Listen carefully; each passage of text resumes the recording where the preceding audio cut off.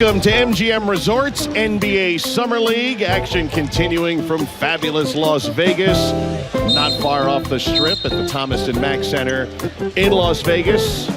Our NBA Summer League action continues. We're getting set for the second game up in this facility. The Minnesota Timberwolves and the Atlanta Hawks. Player Greg Foster is leading the Hawks Summer League team, who opened with a loss yesterday against Milwaukee by 6 points. Again, they only had 9 able to play this afternoon. They are still without Charlie Brown, and Tajir McCall will not play today because of an ankle injury. Late shot clock. First shot is a triple out of the corner in the NBA, and his work here as Reed gets the rebound is to work on his offensive game a little bit. There's Reed with the follow. On the sideline, out of bounds. I think the big thing is you look at this Minnesota team and you see pieces. You see Wiggins, you see Cat, you see Kogi after the dunk on the other end, and here comes Minnesota off the takeaway. Creek underneath to Naz Reid. Nice twisting move. We often say soccer players, professional basketball players, in team sports, among the most shape you need to be in. Great, but the best athletes stay in condition all season long. Get a look at Bruno Fernando off the window, showing. Because you saw the first play of the game, he short rolls, catches it, and is a playmaker, and there he puts it on the floor and scores off the bounce. Here to Bates Diop with an answer. Bates Diop, 17 points in his first Summer League game this year. Hit 7 of 10 from the field. He's got 4 early, and Spellman knocking out a Summer League roster. Just got to look at John Collins watching from courtside. It was fun. He participated in the last 2 Summer Leagues as Bates Diop hits from. Elite defender, George, but he disappeared too many times. And part of that was the Zion and RJ phenomenon, and part of that was he did. This afternoon in our first matchup. 2 minutes to go in the first. Three-pointer from the wing. Experience in the NBA to your way, and Chandler Parsons also as well coming to Atlanta. You guys you're beefing up to make that next step this year, it sounds like. We had a backup in Jeremy Lin who had a lot of experience.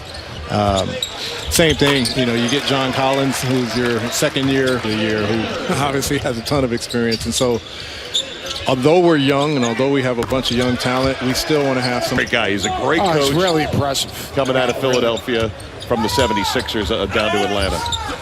He's impressive, and you can see how his players, and talking to people in the league, he holds them accountable.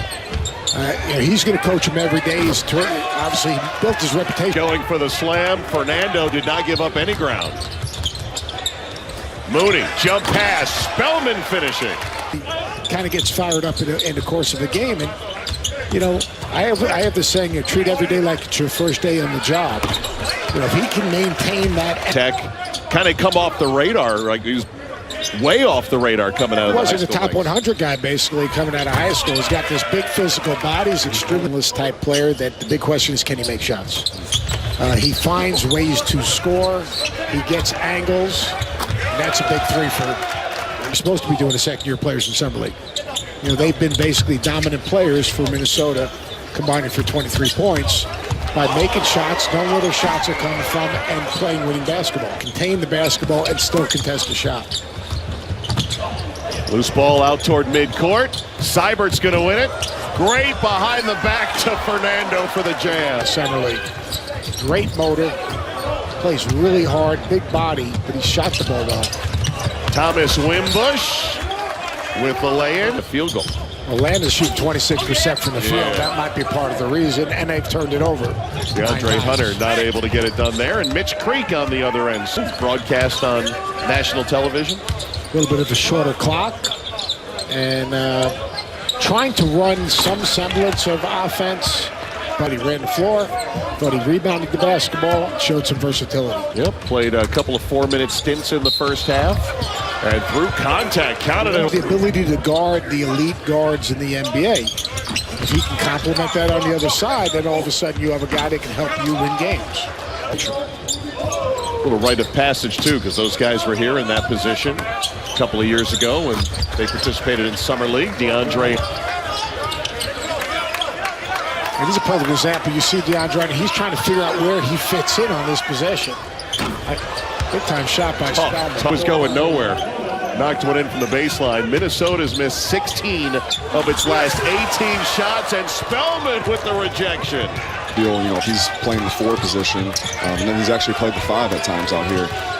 He rebounds. He should be able to push the ball, create matchup situations where you won't be able to use it, things like that. But it's just like we're sitting here right there, and to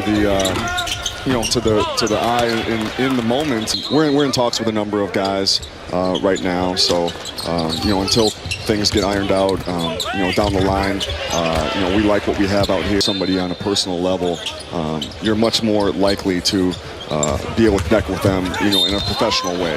And nice move by Barry there. They're not just coaching a team, but they're creating a culture and creating a vision for their organizations. Absolutely. Atlanta on the rebuild as Barry Brown hits 3 games. Obviously, Trae Young starting to come a little more of age. Brown on the steal, and Barry Brown putting 9-0 Minnesota run after Atlanta cut the lead to 10.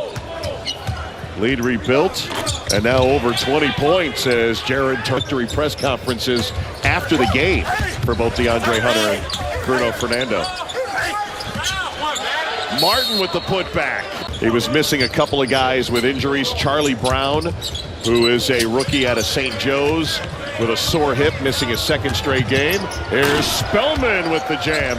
And I really believe that every team in the league needs to have either an ambassador or a mentor, a program to help build a bridge for these young players, not only to be successul NBA players. Congratulations to the U.S. team.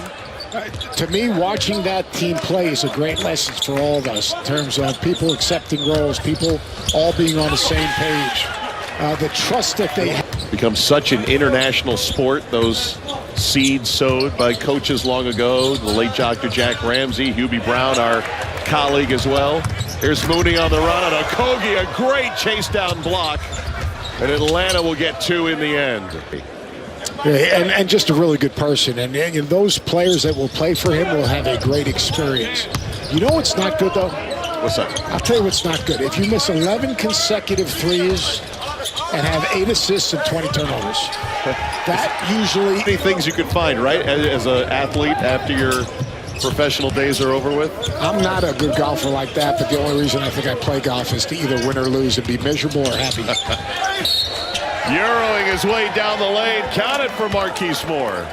Basketball IQ, and how about how well Daniel Gafford played the other day for the Bulls? Yep, did a great job of running the floor. 2nd round pick, had an outstanding game. We'll focus on him at the start. Little turnaround jump for Brandon McCoy.